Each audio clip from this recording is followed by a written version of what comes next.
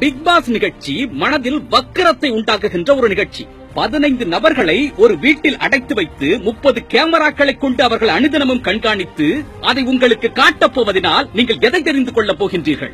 அடுத்தவர்களின் படுக்கை அறையையும் கழிவறையையும் எட்டி பார்க்கின்ற கேவலமான சுகத்தை அடையப் போகின்றீர்களா? அல்லது உங்கள் நெஞ்சில் காம விஷத்தை விதைக்க வேண்டும் என்பதற்காக அதில் பங்கேற்கும் நடிகைகளை அரைகுறை ஆடை அணிந்து திரிய வைத்திருக்கின்றார்களே, அதை ரசிக்கப் போகின்றீர்களா? வக்கர புத்தியும் காம எண்ணமும் சிந்தையில் ஏறிவிட்டால் ஒரு மனிதனின் அறிவு என்பது செயல்படாமல் போய்விடும். விஜய் டிவி வெளியிட்ட ஒரு முக்கிய வீடியோவில் ஜல்லிக்கட்டு போராட்டத்தில் கலந்து கொண்ட ஒரு பெண்ணும் ஸ்ரீ என்கின்ற ஒரு நடிகரும் நெருக்கமாக பேசிக் கொள்வது போன்று ஒரு வீடியோவை வெளியிட்டிருக்கின்றார்கள். 30 கேமராக்கள் தங்களை கண்காணித்துக் கொண்டிருக்கின்றது என்று தெரிந்திருக்கின்ற ஒரு ஆணும் பெண்ணும் எப்படி இது போன்று பேசுவார்கள்? யாரை முட்டாளாக்கி கொண்டிருக்கின்றீர்கள்? உங்கள் டிஆர்பி ரேட்டை உயர்த்திக் கொள்வதற்கு இதுதான் வழியா? அந்த பெண்ணின் எதிர்காலத்தை பற்றி நீங்கள் சிந்தித்து பார்த்தீர்களா?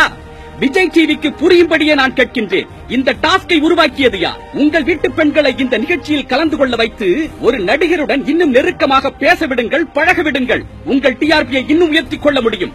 நீங்கள் செய்வதை ஊடக விபச்சாரம் என்று ஏன் கூறக்கூடாது? சில ஆண்டுகளுக்கு முன்பு மேற்கத்திய நாட்டில் இதே போன்று நடத்தப்பட்ட ஒரு நிகழ்ச்சியில் ஒரு பாலிவுட் நடிகையை ஒரு மேற்கு நாட்டு நடிகையை விட்டு இந்தியன் பீச் என்று திட்ட வைத்தார்கள். அதை உலகம் முழுவதும் பரப்பி அதன் மூலம் காசு கண்டார்கள். என் அன்பு தமிழ் சொந்தங்களை, உலகில் எந்த நாட்டில் வேண்டுமானாலும் இது போன்ற நிகழ்ச்சி வெற்றி அடையட்டும். ஆனால் மானத்தையும் வீரத்தையும் பெண்ணியத்தையும் கண்ணாக மதிக்கும் தமிழகத்தில் இது போன்ற நிகழ்ச்சிகள் வெற்றி அடையக்கூடாது. கமலஹாசனை பகடைக்காய் ஆக்கிவிட்டார்கள். நூற்றுக்கணக்கான கோடி ரூபாய்க்கு விற்பனை செய்வதற்கு திட்டமிட்டுக் கொண்டிருக்கின்றார்கள். அதில் விளம்பரப்படுத்த போகும் நிறுவனங்கள் அந்த செலவுகளை யார் மேல் திணிக்கப் போகின்றார்கள்? இந்த நிகழ்ச்சி தொடர்பாக இவர்களுக்கு ஓட்டு போடுங்கள், அவருக்கு ஓட்டு போடுங்கள் என்று கேட்டால் எந்த ஒரு மானத் தமிழனும் அதில் ஈடுபடாதீர்கள். உங்கள் அறிவை மழுங்கச் செய்வதற்காக, மனதில் வக்கரத்தை புகுத்துவதற்காகவே ஒரு நிகழ்ச்சியை உருவாக்கி இருக்கின்றார்கள்.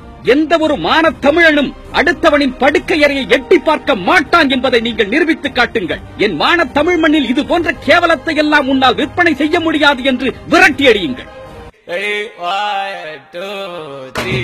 இந்த வீடியோ பார்த்துட்டு லைக் பண்ணலைனா ஆன்டி இண்டியன், ஷேர் பண்ணலைனா ஆன்டி இண்டியன், கமெண்ட் பண்ணலைனா ஆன்டி இண்டியன், சப்ஸ்கிரைப் பண்ணலைனா ஆன்டி இண்டியன், பெல் சிம்பல் அமுக்கலைனா ஆன்டி இண்டியன், இதை டவுன்லோட் பண்ணி வேற சேனல்ல போட்டா ஆன்டி இண்டியன்.